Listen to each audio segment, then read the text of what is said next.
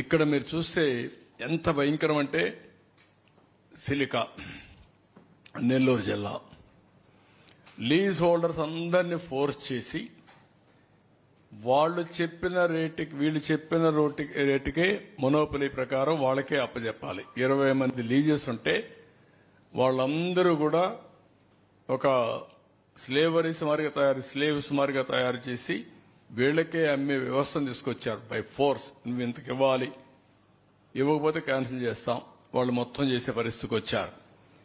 Granite ఇక్కడ 215 కోట్లు వేశారు ఎంఎస్ఎంఎస్పి గ్రనైట్. వాడు ఇంకా 215 కోట్లు కట్టారు కాబట్టి force to hand over to Vamsadhara mines and granite YCP MLA Koduru. Methodology ఎక్కడ శ్రీకాకుళం ఎక్కడ కోడూరు. వాళ్ళకేమీ జ్యూరిస్డిక్షన్ కూడా లేదు. ఆకాశమే హద్దుగా దోపిడీ చేసే పరిస్థితికి వచ్చారు. క్వాడ్జ్ ఆల్ లీజ్ హోల్డర్స్ ని ఈ మినరల్ అంతా వీళ్ళకి వాళ్ళని చేశారు, మొనోపలి చేసి. ఇక్కడ బ్లాకింగ్ అన్బ్లాకింగ్ ఆఫ్ లీజెస్ ఇవన్నీ చేసి ఇష్టానుసారంగా ఇక్కడుండే క్వాడ్జ్ అంతా వీళ్లే దోపిడీ చేసే పరిస్థితికి వచ్చారు. లాటరైట్ ఈస్ట్ గోదావరిలో ఉంది. అది బలవంతంగా లీజ్ హోల్డర్స్ ను ఫోర్స్ చేసి వీళ్ళు హ్యాండ్ ఓవర్ చేసుకుని వీళ్లే ఆపరేట్ చేసే పరిస్థితికి వచ్చారు. వీళ్ళ సిమెంట్ ఫ్యాక్టరీకే సప్లై చేసుకోవడం, వాళ్ళ లారీలు మాత్రం అక్కడికి వెళ్లడం, వాళ్ళు అసలు ఓనర్స్ ఎవడో లేకుండా చేసేయడం, ఇవన్నీ కూడా చేసే పరిస్థితికి వచ్చారు. నెక్స్ట్ ఇక్కడ మీరు చూస్తే Prakasam vigilance and enforcement conducted inspections in 1920 155 quarry leases మీద ఇన్స్పెక్ట్ చేశారు.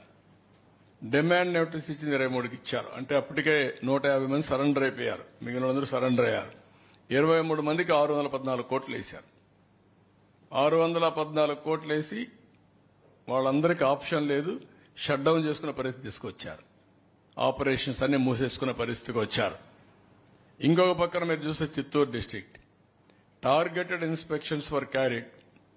ఇందులో కూడా black granite leases in Chittoor district 248 కోట్లు పెనాల్టీ వేశారు.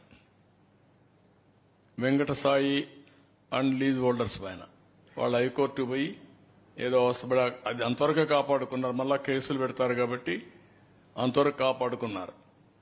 ఇంకో పక్క సరస్వతి పవర్ వీళ్ళకి మాత్రం వీళ్ళ own factory lime stone lease అయిపోయింది.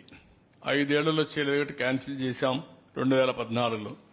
వీళ్ళు వస్తానే ఏజీ పోయి వాళ్లతో కొల్లుడై ఆర్గ్యుమెంట్స్ లో మేనేజ్ చేసి మళ్లా రివైవ్ చేశారు. ఆ క్యాన్సిలేషన్ ఆర్డర్ని రివైవ్ చేసుకున్నారు సొంతానికి మాత్రం.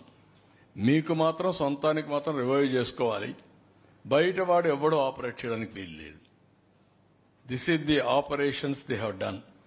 ఇంకొక పక్క ఈశ్వరాపురం కాలర్ గ్రనైట్ చిత్తూరులో జూన్ 21 ఇవన్నీ కూడా మీరు చూస్తే 5 అప్లికేషన్స్ ఇష్టానుసారంగా ఓవర్లుక్ చేసి ప్రియారిటీ అన్ని మంత్రికి కావాలి. 28 అర్లియర్ అప్లికేషన్స్ అన్ని వైలేట్ చేసి మంత్రికి కావలసిన వాళ్ళకి వాళ్ళ బంధువులకు వాళ్ళకి లైసెన్స్ ఇచ్చేశాడు. లీజులు ఇచ్చుకునే పరిస్థితికి వచ్చారు. అంటే 1-2 కాదు, ఏది చూసినా వైలేషన్, దౌర్జన్యం.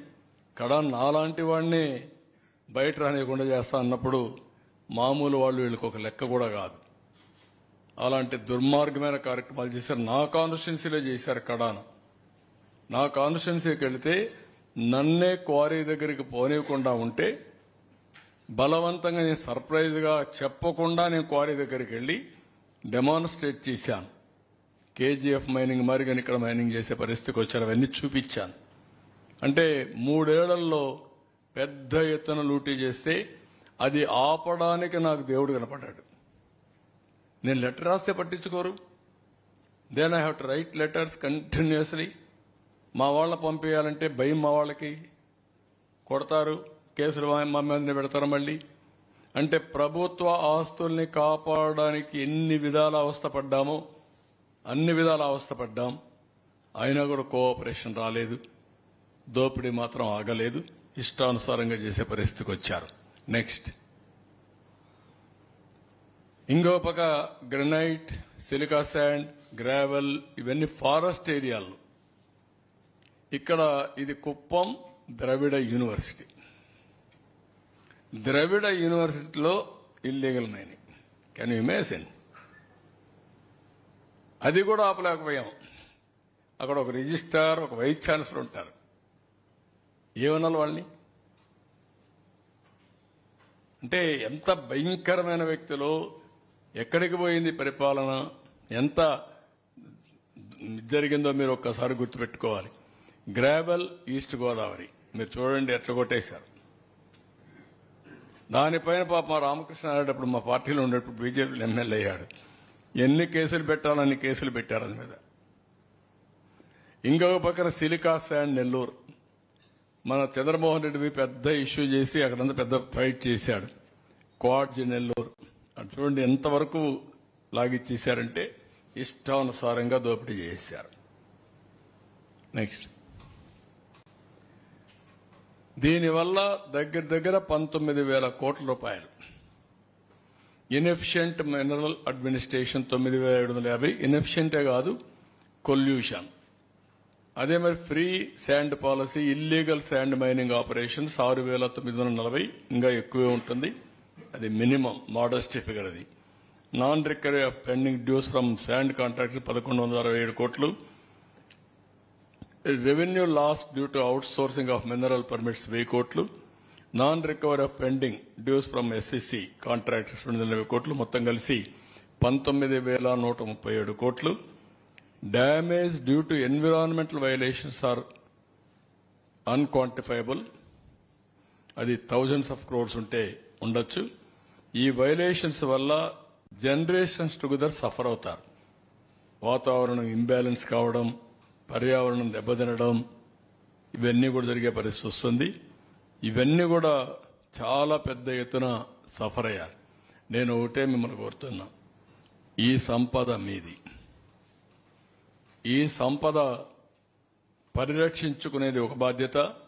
ఎవరికైనా ఇచ్చినా డిస్క్రీట్ గా వాళ్ళు వాడుకోవాలి. రూల్స్ ప్రకారం వాళ్ళు వాడుకునే హక్కు వాళ్ళకుంది. ఈ మధ్య కాలంలో ఎవరైనా సరే మీది కడాన మెటల్ క్వారీ కూడా బలవంతంగా లాక్కున్నారు. మెటల్ క్వారీ బలవంతంగా లాగేసుకున్నారు. ఇలాంటి చాలా అరాచకాలు జరిగాయి. ఎక్కడెక్కడ అరాచకాలు జరిగాయో అవన్నీ ముందుకు రండి. మీ యొక్క క్వారీ మీకే ఇస్తాం. మీరు ఆపరేట్ చేసుకోండి, ధర్మబద్ధంగా ముందుకెళ్ళండి.